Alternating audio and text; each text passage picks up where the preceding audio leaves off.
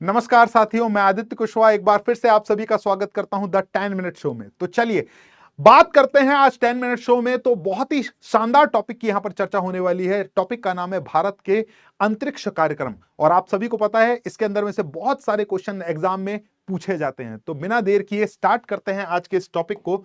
और इसमें minimum time पे मैक्सिमम क्वेश्चन को हम लोगों को यहां पर सॉल्व करना है।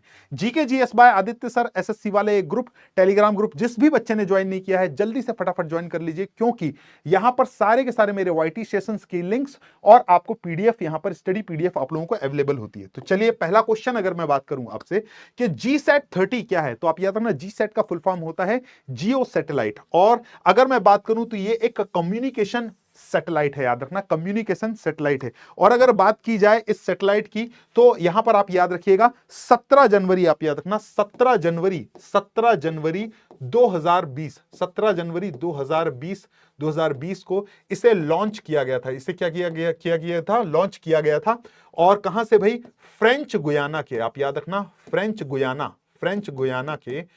गुयाना के कोरू स्पेस सेंटर, आप याद रखना कोरू स्पेस सेंटर से इसको क्या किया गया था? लॉन्च किया गया था। और इसका उपयोग जो है टेलीविजन की, अगर मैं बात करूं टेलीविजन के लिए आपका डीटीएच जो छतरी आती है उसके लिए, और साथ ही साथ 5G टेक्नोलॉजी को सपोर्ट करने के लिए जो है GSAT का इस्तेमाल किया जाता है। तो ये कम्युनिकेशन सैटेलाइट है। इसके बाद अगर बात की जाए कि अंतरिक्ष में यात्रा करने वाले पहले बंदर का नाम क्या है, तो याद रखना अंतरिक्ष में यात्रा करने वाला पहला बंदर अल्बर्ट है। अगर मैं अल्बर्ट की बात करूं तो इसको 14 जून, याद रखना 14 जून 1949 को स्पेस में भेजा गया था, आप याद रखिएगा। कहां से था ये? यूएसए का बंदर था, आप याद रखिएगा। अगला क्वेश्चन देखते हैं, अंतरिक्ष में जाने वाले सबसे पहले कुत्ते का नाम क्या है, तो आप याद रखना ये जो है अंतरिक्ष में जाने वाली एक कुतिया थी, आप याद रखिएगा, जिसका नाम था लाइका। और इसको किससे भेजा गया था भाई? स्पुतनिक, आप याद रखना कहां से? स्पुतनिक सेकंड से भेजा गया था, स्पुतनिक सेकंड रॉकेट से भेजा गया था। तो ये बात आप लोग याद रखिएगा। तो राइट आंसर आपका क्या हो जाएगा? ऑप्शन बी हो जाएगा, लाइका। चलिए नेक्स्ट क्वेश्चन हम देखते हैं। इसरो की अगर बात करें किससे संबंधित है, तो इसरो का फुल फॉर्म सबसे पहले तो आप सभी को पता होगा, इंडियन स्पेस रिसर्च ऑर्गेनाइजेशन, जिसका नाम है इसरो। अगर मैं बात करता हूं इसरो के हेडक्वार्टर की, तो इसरो का जो हेडक्वार्टर है वो प्यारे बच्चों आपका बेंगलोर में है। कहां पर है? बेंगलोर में है, ये बात याद रखना। और इसकी स्थापना 15 अगस्त, याद रखना 15 अगस्त 1969 में की गई थी। और अगर मैं इसके अध्यक्ष की बात करता हूं तो अध्यक्ष अभी वर्तमान में है वी नारायणन इसके वर्तमान में अध्यक्ष हैं, याद रखिएगा। और ये अंतरिक्ष अनुसंधान से संबंधित है, तो याद रखिएगा दोस्तों। नेक्स्ट देखते हैं हम, भारत में अंतरिक्ष अनुसंधान के संदर्भ में व्योम मित्र किसका नाम है? अगर बात की जाए व्योम मित्र की, तो व्योम मित्र एक भारतीय रोबोट है दोस्तों, याद रखना क्या है? भारतीय रोबोट है। और इसे किसके थ्रू बनाया गया है? तो आप याद रखना इसरो के थ्रू बनाया गया है। किसके थ्रू? इसरो के through, Indian Space Research Organisation के थ्रू बनाया गया। अच्छा, एक और रोबोट की बड़ी चर्चा होती है, इस रोबोट का नाम है सोफिया रोबोट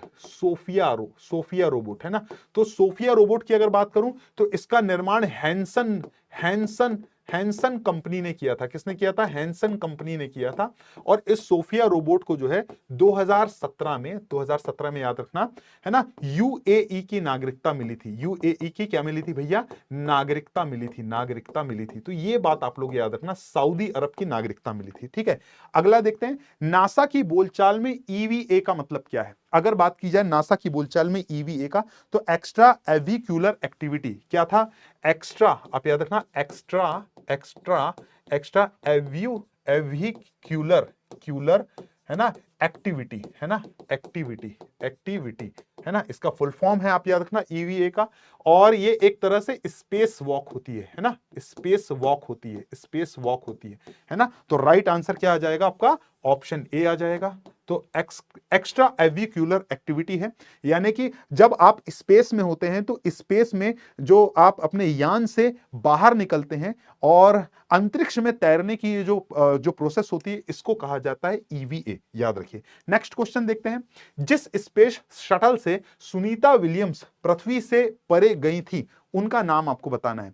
तो किस स्पेस शटल से जो आपको बताना है कि ये सुनीता विलियम्स गई थी, तो उसका करेक्ट नाम है यहां पर डिस्कवरी। क्या नाम है? डिस्कवरी। तो आप याद रखिएगा, डिस्कवरी से ही गई थी। ठीक है, नेक्स्ट क्वेश्चन है आपका, भारत का पहला पिको सैटेलाइट कौन सा है? तो अगर यहां पर बात की जाए भारत के पहले पिको सैटेलाइट की, तो आप याद रखना एक पिको सैटेलाइट है ना। अगर इसका वजन अगर देखा जाए, ये पिको सैटेलाइट आपको दिखाई दे रहा है, इसका वजन 1 केजी से भी कम था। 1 केजी से इसका वजन कम था, 1 केजी से कम वेटेड का था। और याद रखना इसका राइट आंसर आपका हो जाएगा स्टडसैट। स्टडसैट याद रखिए, स्टडसैट। और इसको लॉन्च किया गया था कब? 2010 में इसको लॉन्च किया गया था। तो करेक्ट आंसर क्या हो जाएगा आपका? ऑप्शन सी आपका करेक्ट आंसर हो जाएगा। अगला, चंद्रमा के लिए भारत के दूसरे मिशन को किस नाम से जाना जाता है? GSAT-6A, गगनयान-2, PSLV-C-39 या चंद्रयान-2?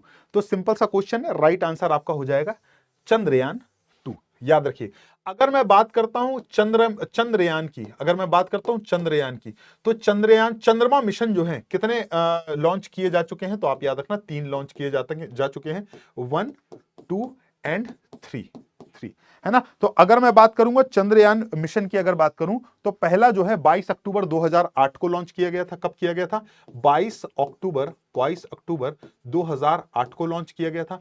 अगर मैं सेकंड मिशन की बात करता हूं, तो सेकंड मिशन 22 जुलाई 2019 को 22 जुलाई 2019 को लॉन्च किया गया था, 2019 को लॉन्च किया गया था। और तीसरे मिशन की अगर मैं बात करूं, तो तीसरा मिशन जो है 14 जुलाई 2023 को लॉन्च किया गया था। तो आप याद रखना 3 मिशन लॉन्च किए गए थे, जिसमें सेकंड जो मिशन था ये फेल हो गया था हमारा। ठीक है, चलिए आगे बढ़ते हैं। नील आर्मस्ट्रांग और एडविन एल्ड्रिन ने किस वर्ष चंद्रमा पर कदम रखा? तो अगर बात की जाए नील आर्मस्ट्रांग और एडविन एल्ड्रिन की अगर बात करें, तो ये अपोलो मिशन, अपोलो 11 से इन्होंने जो है चंद्रमा में कदम रखा था। और याद रखिएगा 14 जुलाई 1969 को इन्होंने कदम रखा था। किससे रखा था भाई? अपोलो 11 से। किससे रखा था? अपोलो 11 से। तो याद रखिएगा अपोलो 11 से। ठीक है, नेक्स्ट क्वेश्चन, भारत में ASLV पहली बार कब इस्तेमाल किया गया था? तो ये ASLV है, अगर आपसे बोला जाए कब इस्तेमाल किया गया था, तो 1987 में। याद रखिएगा 1987 में इसको इस्तेमाल किया गया था ASLV को। इसके बाद कितने अंतरिक्ष यात्रियों ने चंद्रमा की अब तक सैर की है? तो आपका राइट आंसर आ जाएगा दोस्तों 12 अंतरिक्ष यात्रियों ने अब तक जो है सैर की है। याद रखिए, भारत का पहला सफल रक्षा उपग्रह कौन सा है? तो अगर बात की जाए भारत का पहला सफल रक्षा उपग्रह की, तो यह है भाई आपका GSAT-7। क्या है? GSAT-7। तो राइट आंसर आपका हो जाएगा GSAT-7। ठीक है, तो इसी तरह के सेशन के लिए बने रहिए मेरे साथ में। बहुत बहुत धन्यवाद।